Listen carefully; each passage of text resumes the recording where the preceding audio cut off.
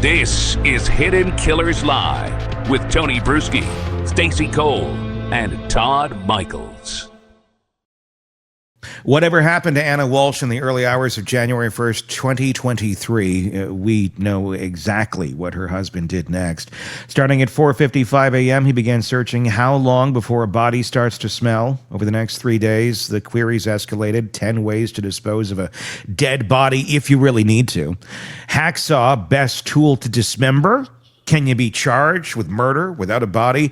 He went to Home Depot wearing surgical gloves and a mask, paying cash for mops, tarps, Tyvek suits, Googles, a hatchet, and baking soda. Surveillance footage captured him at dumpsters near his mother's apartment complex, disposing bags that would later be found to contain bloodstained clothing, cutting tools, and Anna's COVID vaccination card.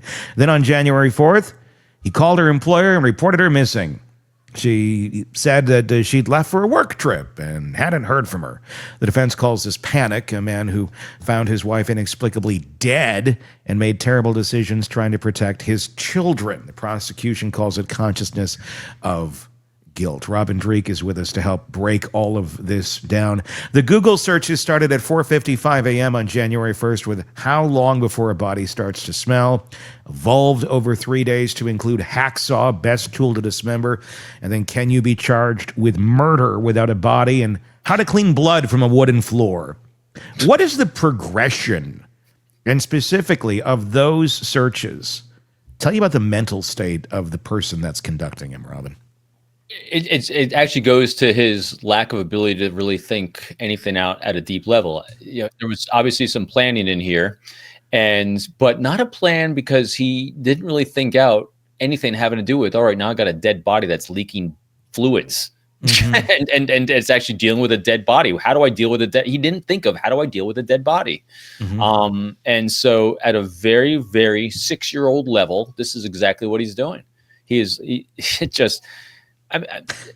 Any script writer that is over the age of 15 would do better than this. Mm-hmm. Even when you look at the picture of him with the cart there at the Home Depot, I mean, he stands. If I was walking through Home Depot and I saw that going on, I'd be like, he fucking killed somebody. Oh, absolutely. Yeah. There's 2 buckets. There's a mop bucket thing that, one of those industrial.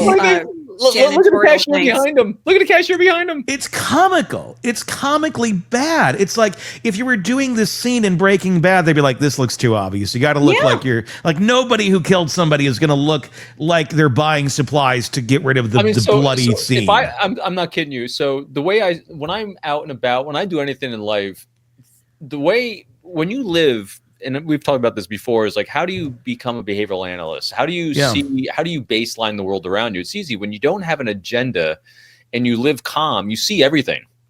And what happens is you see things that stand out from a baseline of what you expect, and it just jumps out at you. So this dude would jump out at me bigger than hell. And I'm telling you, like, if I was there in that Home Depot, you know what I'd be doing? What? I would literally follow him to his car to see the body in the back seat. Oh, no. You'd be looking in the trunk. I would have followed him, and he would have fascinated me, because that is just an unusual thing you're going for. I would have followed him to his car. I might have even had a conversation with him saying, God. I would have said, so hey, so what's the plan with all this? Seriously, that is a great question. What's the plan with all this? It makes me wonder, like, did the cashier say anything, or did he go to self-checkout? Because it seems like something someone would say, too. No, he'd have someone check him out. So I would be joking. It'd be like, are you burying a body? Just jokingly. And then see what the reaction is. I've done that. I've been like at Sam's Club and somebody's got just a ton of like cheesy poofs or something in their cart. And I'm like, oh, you having a party? I mean, I will strike up that conversation with somebody. But what are you doing with all of that? They're like, no, I have a problem. Right. But the key here is don't give him. So when you ask a specific question, is this for this? Is this for this? What you're doing is you're giving him an out that he can then follow. That's why you say, what's the plan with this? What makes it a specific question that he's got to be specific on, and it's completely open-ended. So now you're going to hear exactly what's on his mind, and you're going to see either a pause, he didn't have it thought out, or you're going to hear something really stupid and incongruent, which is most likely come. I would love to hear the response to that question as he's putting his shit in his backyard. I'm in the back of his car, because I mean, I'm telling you, that's exactly what I would have, and my wife would have been mortified because I've done this. When something stands out that obvious like this, it begs engagement because you're how like, many times do you think you've come across somebody up to no good in the Home Depot parking lot? I mean, do you carry? Are you safe? I used to do, being retired, I can carry all the time anywhere. Mm-hmm. I keep my I have to qualify once a year. I always have my retired creds with me. I have all my stuff to be. I just never do. Yeah. Because what happens is, first of all, it's a pain, and also when you become really observant of the world around you, it's easy to avoid crazy when you just see it. Just because it's very, very rare, and this is now I'm gonna do my knock on wood, that I'm really shocked or surprised by something. And also, I don't give off a victim vibe because I'm very observant anyway. Mm-hmm. And that's part of what makes me feel fine. I used to, because I used to be paranoid, and also it was an ego thing. FBI guys, carry my gun, be an FBI guy. I'm over that crap. Yeah, but I just don't. The defense argument is essentially, and I was shocked to hear that this is going to be their argument, and I'm curious to get your take on all this. Obviously, he has admitted to the fact that he disposed of the body. He's admitted to the fact that he lied to police, but he didn't kill her. I mean, right. This is how they're walking into the trial, right? And the reasoning. I mean, I'm like, well, what on earth are they going to say? I'm thinking they're going to go down the accident route. I'm thinking, they're going to say, she tripped. It's the staircase or whatever. Something happened that he panicked, and then this is how it went. I didn't expect them to come up with the stupidest explanation that she just suddenly died from a syndrome that doesn't exist, that can't be proven, and nobody's ever heard of. I mean, it's just like, that's her story. It's not some sort of accident, or like, you're going with this. You're going with sudden, basically adult SIDS, if you will, and expecting the world to believe it. It doesn't seem like something the attorney would have come up with. This totally seems like something that Brian came up with, and it follows the path. It totally tracks, because again, if I say this out loud, it seems like it makes sense to me. Well, would it make sense to you? I mean, do you think that this was any sort of, mental gymnastics by the attorneys going, here's our story? Or is this our client is demanding we say this, and we have no choice? This is what the 6-year-old came up with. Yes.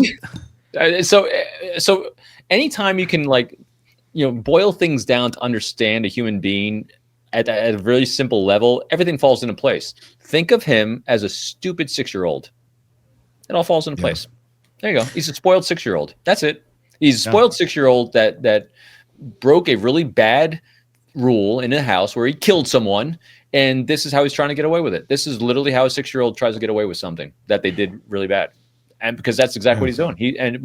It's not just it's not to discredit 6-year-olds at all. There's 99% of 6-year-olds out there, or 99.999, are amazing human beings that wouldn't do something like this. But this is a very broken 6-year-old. That's a better way to put it. This is a very broken, unhealthy 6-year-old in a very unhealthy environment that allowed him to be this spoiled brat without guardrails. And this is what happens. I mean, and to think that anyone is going to believe your story. I mean, especially with a track record of lying about everything. I've lied about everything.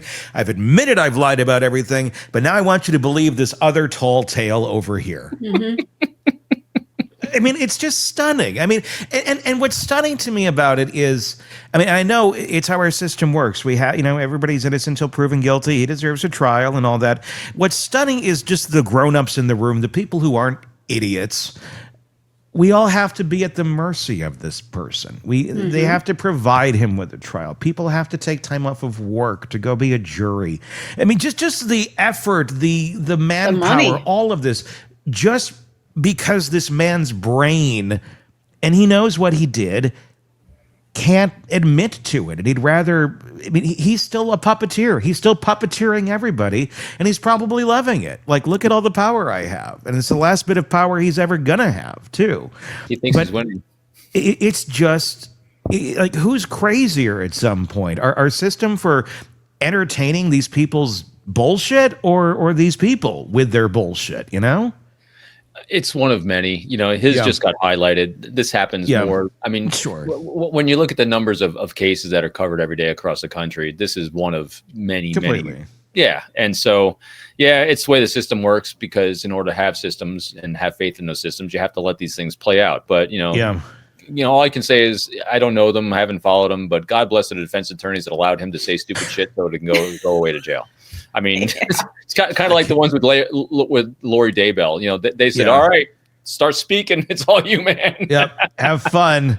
This will work out. I get paid either way. You do your thing. This is just most. Stacey, do we have anything over in the comments? Oh, our comments. You guys have just been awesome today. I'm having a hard time keeping up.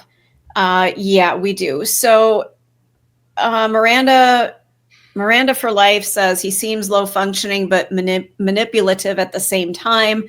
I think those two can be true at the same time, don't you think? Yeah. Oh, totally. Yeah. I mean, it's the high functioning ones that are scary. Yes. Because they're able to get away with shit. Yeah. High functioning manipulators get away with it more often. I don't think he gets away with anything from anyone. No. The other thing. Go ahead, Tony. I don't think he could steal a Happy Meal toy from his kids. Like, it's, Somebody's having McDonald's for lunch, I think. Gen Z says he was her hero in the beginning, and then as they got further into the marriage, his true colors came out. He probably wined and dined her and gave her everything. And once he got her, that all stopped. There's a lot of, and I'm just going to throw a blanket over this. You can go in the comment section if you'd like, but I think there's a lot of men who will love bomb women and suck them in. And then once they're in, the women are like, holy shit, what reality sucks here. I didn't see this coming. I mean, it works some of us have been too. there. I mean, in narcissists, that's just part of the playbook. Male, female. Yeah. They all follow this book. I mean, he's following the playbook. It's the love bombing at first. Everything looks fine and lovely. And especially they're going after someone. She probably, was a very caring, loving, fixer type person soul that saw this guy, and it scratched an itch at that moment in time, and it probably also spoke to her humanity. And this loving guy, and he's got his quirks, but he loves me, and I'm sure there was tons of reasoning that made sense at that moment in time. An empath. She saw something in him that needed caring. Well, and when you enter a relationship with positive confirmation bias, like you want something to happen, you're only going to see the positives that you want to see. So I actually prepared this for you all today for our audience. I put together a list of red flags for people with low emotional intelligence, specifically to this, that just look for this leakage in people before you engage and have anything more than a transactional relationship with them. And this is 1, chronic mismatch between words, actions, and deeds. 0 ability to reciprocate, empathy statements that sound memorized or generic, blaming tone when things go wrong, always a victim mentality, complete inability to read the room, self-pity, rigid scripting under stress, very poor impulse control, even in small moments, rational relationships are always transactional, and fake tears or rage on a dime. So just a few of the red flags that you would see in someone like this. And as I do everything in life, if you see 1 or 2 red flags, take a huge pause. And this is where we engage our loving critics in life. And because we have our own positive confirmation bias, we want something to go well. We want to have a great, healthy, strong relationship because it's going to affect the other people in our lives and our own lives. This is where you then share with full clarity and honesty and openness with someone else in your life that is more objective, that cares deeply for you, but not that outcome. Say, here's what's going on. What do you think? And if you trust this loving critic, you got to listen to those words when they say, get out of that. It's a nightmare. And then if you start saying things like, but, or he is, or she is, no, if you start rationalizing away the behaviors that your loving critic is saying, you're off. Don't do it. Good advice to live by. Yes. Without a doubt. And we all need those sometimes, and it's a matter of listening. And I mean that's part of the reason, when you look at the other folks like the Brian Walshes of the world, the idea of having a loving critic for them doesn't exist because the word critic in there, that hurts the ego. So loving or not, they've already pushed anybody out of their life and not allowed anyone in that would ever be or play that role of critic in any way, shape, or form. So that's how they just continue to maintain the facade that they do, because nobody's ever breaking through.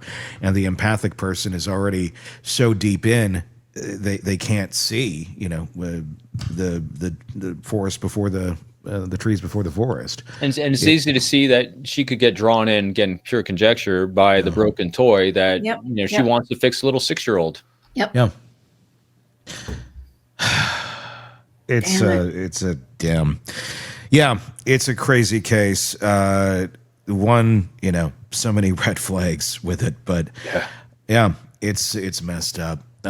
Robin Drake, retired FBI special agent, former chief of the Counterintelligence Behavioral Analysis Program. This book, Unbreakable Alliances, available right now wherever books are sold, along with all of your other ones too, which are very good. The Code of Trust. But wait, there's more. Sizing people up. That's what I got right here right now. I know there's the other ones over there, but there's some options for you. Go check it out. All right, until next time, for Robin, for Stacy, for Todd, I'm Tony Bruschi. We will talk again real soon. Want more on this case and others? Then press subscribe now and don't miss a moment of true crime coverage from Tony Bruschi and the Hidden Killers podcast.